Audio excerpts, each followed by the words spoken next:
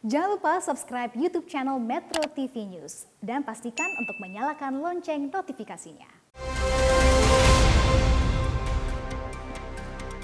Pemirsa, kekhawatiran terbelahnya partai PDI Perjuangan, maksud kami akibat persaingan antara Ganjar Pranowo dan Puan Maharani, seolah teredam dengan munculnya dukungan dari sejumlah relawan yang menghendaki Ganjar dan Puan dapat berbarengan maju di Pilpres mendatang. Kendati PDI Perjuangan bisa mengusung kandidat sendiri, tidak ada jaminan Partai Besutan Megawati Soekarno Putri ini akan moncer bertarung dengan calon presiden yang diusung partai atau gabungan partai politik lain.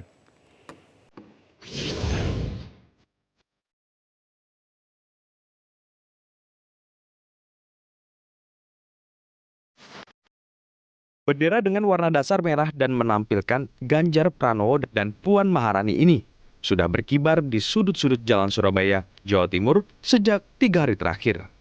Bendera berfoto kedua elit PDIP ini sontak mengejutkan publik. Karena selama ini nama mereka kerap masuk di bursa Pilpres 2024. Meskipun sama-sama belum mendeklarasikan diri, sejumlah dukungan sudah terlihat di sejumlah daerah. Usut punya usut, bendera ini rupanya dipasang atas gagasan DPD Laskar Ganjar Puan Jawa Timur. Yang mengejutkan, mayoritas dari anggota mereka adalah kader PDI Perjuangan. Mereka terpaksa bermanuver seperti itu karena resah dengan dualisme dukungan capres baik ke Ganjar maupun Puan yang dikhawatirkan berpengaruh ke elektabilitas PDI Perjuangan di 2024. Ganjar Puan ini bertujuan agar kemudian politik kita bisa adem, bisa enak, dan kemudian kaum nasionalis bisa bersatu untuk memenangkan jagoannya kira-kira untuk Pilpres 2024. Jadi maksud kami di sini adalah untuk satu membuat teduh suasana politik, yang kedua meningkatkan elektabilitas daripada Pak Ganjar dan Mbak Puan tentu, ya kan, agar kalau bisa mereka berdua elektabilitas naik, dan kemudian yang untung tentu adalah partai saya PDI Perjuangan tentu. Manuver Laskar Ganjar Puan rupanya tak sekedar memasang bendera. Mereka juga melakukan gerakan sosial dengan berziarah ke makam Bung Karno bersama 99 anak yatim piatu. Pengamat politik Hendri Satrio menilai, manuver Laskar Ganjar Puan adalah jawaban atas kekhawatiran bahwa internal PDIP bakal pecah.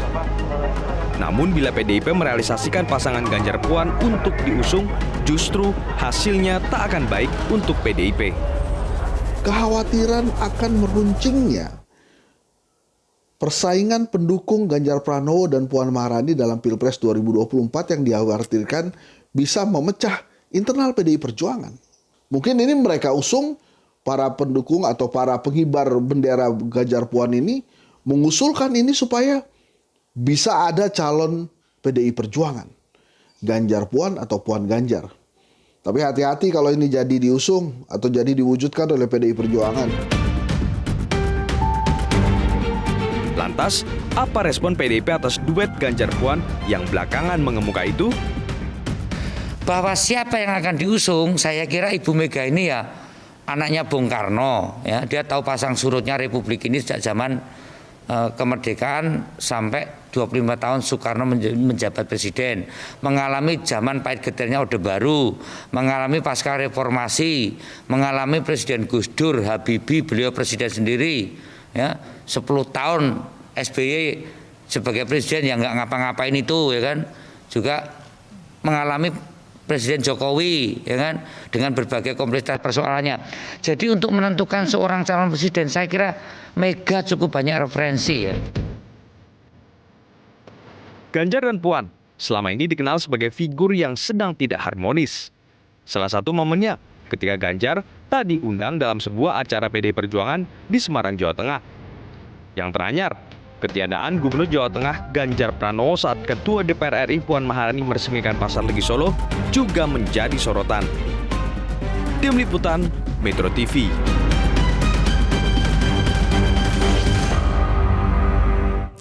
Ya, untuk pertama kalinya relawan mengawinkan duet Ganjar Puan sebagai bakal calon presiden dan wakil presiden di Pilpres 2024 nanti. Benarkah ini menjadi antitesa atas pertarungan politik menuju 2024 antara Ganjar dan Puan? Saya akan bahas hal ini bersama Ketua DPC PDI Perjuangan Surakarta FX Hadi Rudiatmo, kemudian ada Ketua DPP PDI Perjuangan Arya Bima, dan juga ada Direktur Eksekutif Indikator Politik Indonesia, Burhanuddin Muhtadi. Selamat malam, Bapak-bapak. Malam.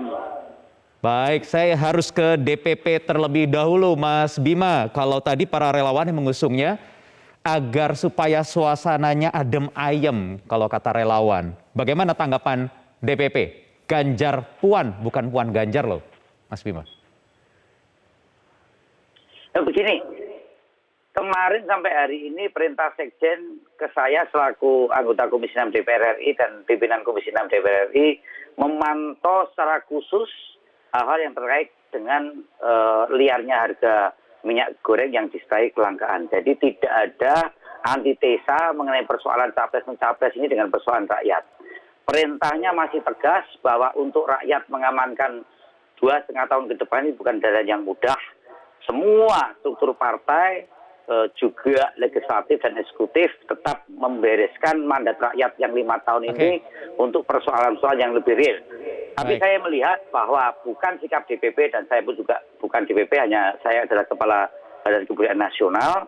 Dalam kerangka Pilpres 2024, tampaknya diskursus tentang figur capres-cawapres ini memacu satu adrenalin politik banyak pihak untuk menggatuk-gatukkan ya, Gatuk-gatukkan itu kalau figur-figur orang Jawa ngerti, Mas. Dengan capres dan cawapresnya, termasuk ada Ganjar Puan atau Puan Ganjar. Tentu hitung-hitungan adrenalin politik semacam itu ya silakan saja. Tapi sekali lagi partai konsentrasinya membereskan mandat yang 5 tahun ya. Itu boleh-boleh saja ya. Saya kira salah satu esensi demokrasi memang kebebasan untuk mencalonkan dan untuk dicalonkan. Itu semua merupakan bentuk partisipasi rakyat yang saat ini sebenarnya substansinya lebih pada persoalan-persoalan ekonomi. Ya, tapi Mas Bima sendiri sudah dengar ya, ada deklarasi Ganjar Puan, sudah dengar ya, Mas? Saya baca di media dan waktu di Solo kemarin ya kan, enggak kok, Ganjar juga diundang di acara DPP partai, pertemuan kepala daerah dan calon gubernur, ya kan? Tidak ada diskriminasi soal Ganjar, dan bagaimana sapaan Mbak Puan berkegiatan dengan Ganjar di Jawa Tengah juga terlihat. Namun sekali lagi perlu dipahami ya, bahwa demokrasi bukan sekedar kebebasan untuk mencalonkan, tapi kebebasan juga harus memiliki koridor. Katakanlah koridor tersebut sebagai semacam rambu-rambu yang kita sepakati bersama di dalam kehidupan kita berpartai.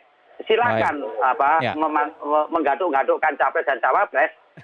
Saya kira dengan begitu demokrasi juga mungkin tambah segar, mungkin juga tambah ruwet. Tapi intinya jangan sampai mengganggu tugas partai untuk tetap konsentrasi. Mungkin selama masih bergerak dalam koridor ADART partai, begitu kira-kira ya? Enggak, ADART partai dan mengikuti ketentuan ketua umum dan perintah partai. Ya. Tapi harus diketahui bahwa urusan capres dan cawapres ini diusung oleh partai politik ya, dengan perolehan threshold 20% ke legislatif, yang tentunya bahwa hal penentuan pilihannya tentu dimungkinkan untuk hal-hal yang menyangkut aspirasi. Tapi semua kembali pada keputusan pengusung capres-cawapres adalah partai politik. Dalam hal ini Kongres sudah menyerahkan sepenuhnya pada Ketua Umum PDI Perjuangan Ibu Megawati Soekarno Putri. Saya kira itu. Baik, kalau Pak Rudi apa tanggapan yang ada di Jawa Tengah juga ini? Ya, kalau saya sebetulnya sudah jelas bahwa capres-cawapres ini hak prerogatif Ibu Ketua Umum Ibu Megawati Soekarno Putri. Namun demikian, karena kemarin di Jawa Timur ada deklarasi Ganjar Puan, sebetulnya ini mesti harus diperhitungkan lagi. Kalau Ganjar Puan ini sama-sama kader PDI Perjuangan, sedangkan PDI Perjuangan baru memperoleh 19,33%. Sehingga belum cukup untuk mencalonkan semuanya dari kader PDI Perjuangan. Namun demikian, apabila ada gabungan partai politik yang mendukung Ganjar Puan, itu mungkin sudah cukup, lebih dari 20%, itu tidak ada persoalan. Namun demikian, semua kembali kepada keputusan Ketua Umum yang diberi mandat oleh Kongres, hak prerogatif kepada Ketua Umum. Nah, tugas saya sekarang ini adalah menjalankan konsolidasi partai. Persiapan mulai dari pengurusan anak ranting sampai dengan DPC ini kami mempersiapkan untuk menyongsong 2024 karena 2022 tahapan Konsolidasi yang dilakukan itu juga sudah memunculkan nama Ganjar Puan yang diusung berbarengan. Ya, oh enggak, kalau kita konsolidasi partai membuat strategi pemenangan pileg maupun pemenangan presiden ketika ketua umum sudah memutuskan rekomendasi kepada calon presiden dan wakil presiden. Baik, baik. Saya ingin ke Mas Burhan nanti pertanyaannya, kalau dua nama ini digabungkan, kira-kira hasilnya seperti apa? Ada tidak catatan mungkin seberapa besar elektabilitas keduanya jika digabungkan di indikator? Nanti dijawab Mas Burhan usai jeda berikut ini. Tetap bersama kami di Prime TV.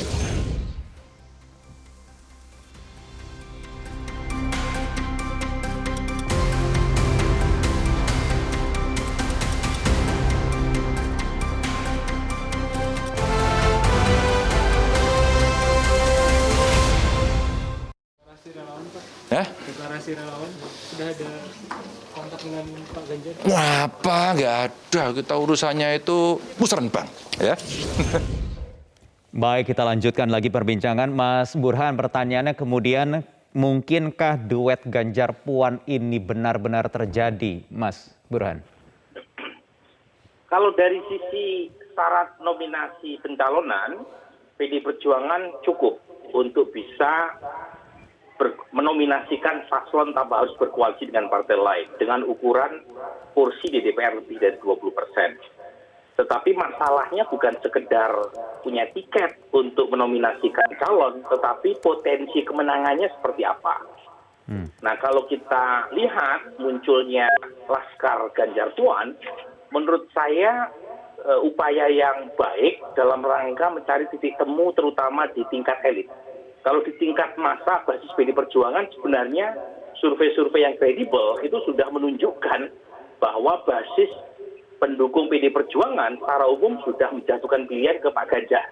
Tetapi di tingkat elit belum selesai.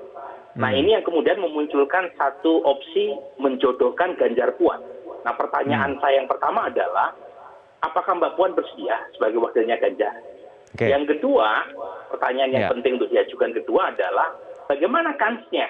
Nah, kalau dari sisi survei indikator, kekuatan Pak Ganjar terlalu Jawa Tengah dan terlalu Jawa Timur. Jadi membutuhkan pasangan yang bisa mengungkit daya elektoral terutama di Sumatera dan Jawa Barat. Dan itu nama-nama yang kuat di Jawa Barat, Banten, dan Sumatera itu bukan Mbak Puan. Tapi nama seperti Ridwan Kamil atau Sandiaga Uno. Jadi kalau Tapi pernah misalnya disimulasikan pasangan tidak kedua nama ini, Ganjar Puan atau Puan Ganjar? yang sudah Prabowo Puan, kalau Ganjar Puan belum. Tetapi kan kita bisa melihat dari simulasi capres, Mbak Puan kekuatannya di mana, Mas Ganjar kekuatannya di mana.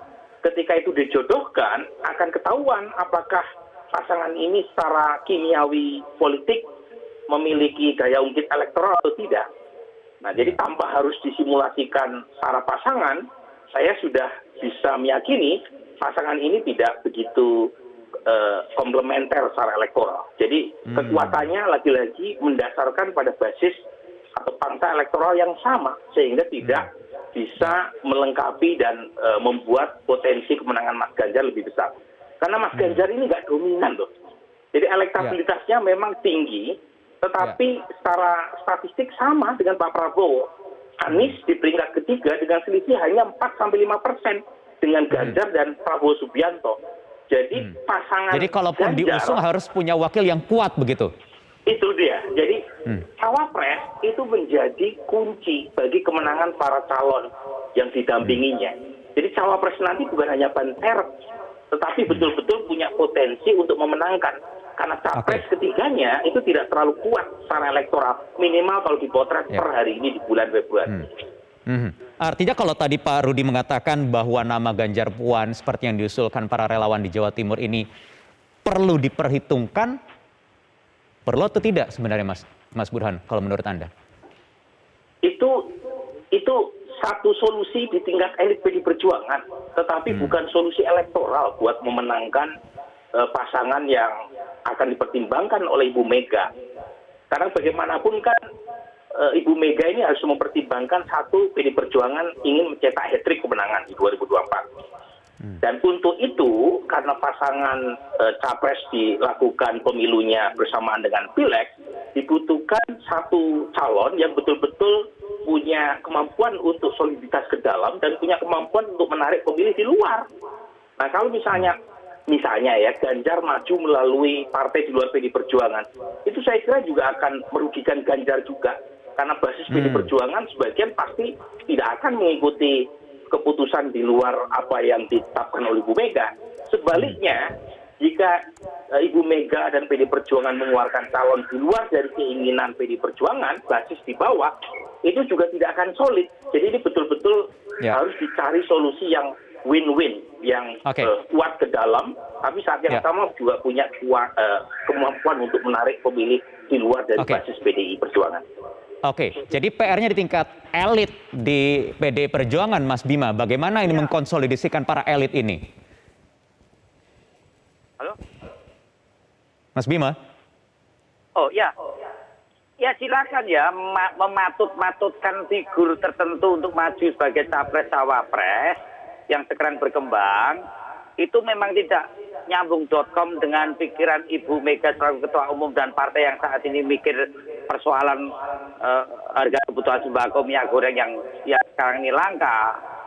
Tetapi sekali lagi bahwa sistem politik konstitusi kita menegaskan, betul tadi Mas Burhanmu tadi, bahwa capres dan cawapres ini diusung oleh partai politik dengan perolehan 20% di tingkat legislatif.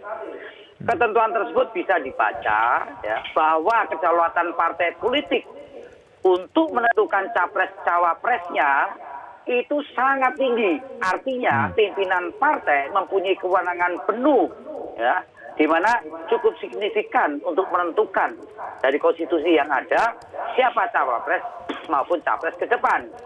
Bahwa dalam penentuan pilihan itu sangat dimungkinkan tidak hanya kehendak subjektif seperti yang dikhawatirkan oleh Mas Burhanmu tadi dengan elektabilitas dan popularitas. Keduanya Mbak Puan ya khususnya dan Ganjar khususnya yang sekarang disebut, karena moga-moga nanti 1 bulan lagi Aryo Bimo disebut kan gitu kan, itu memperoleh suatu suara rakyat ya di dalam situasi adrenalin politik yang berkembang saat ini. Tapi mempatut-patutan dan menggantung-gantungkan ini, mohon para relawan, baik yang di Mbak Puan maupun Pak Ganjar, ini saatnya itu ngurusi urusan minyak goreng salah satu contoh. Jangan sampai kita ini nanti terlalu banyak ngurusi capres-capres, cawapres, tidak ngurusi rakyat. Nanti rakyat akan mengadili partai politik khususnya PDI Perjuangan yang menang 2019, yang mengusung Pak Jokowi juga sebagai pemenang. Ini saja. Baik. Yang jelas nanti pada akhirnya elit terutama Ibu Megawati Soekarnoputri, Bu Ketum pasti akan juga realistis melihat apa yang muncul dinamikanya di akar rumput. Tapi terakhir saya pertanyaannya ke urusan negara ini, bangsa ini. Ya, oke. Saya terakhir ke Pak Rudi. Pak Rudi, tetapi kalau boleh tahu suara di Jawa Tengah di kader-kader PDI Perjuangan terutama di PJ Surakarta sendiri bagaimana antara nama Puan dan Ganjar ini? Kalau Surakarta dan DPC yang lain kalau berani menyampaikan, ya kita pilihannya jatuh ke Ganjar. Karena apapun yang dilakukan oleh Jawa Timur ini kan berandai-andai. Saya kan tidak mau berandai-andai. Mau saya PDI Perjuangan besok punya presiden dan PDI Perjuangan menang gitu. Baik Pak Rudi, kita kunci dulu DPC Surakarta, namanya Ganjar ya, sudah keluar begitu ya, saya simpan. Kita akan bahas lagi nanti di lain waktu karena masih panjang ini sampai 2024. Pak Rudi, Mas Aryo Bima dan juga Mas Burhanuddin Muhtadi, terima kasih sudah bergabung bersama kami di Prime Time News malam hari ini.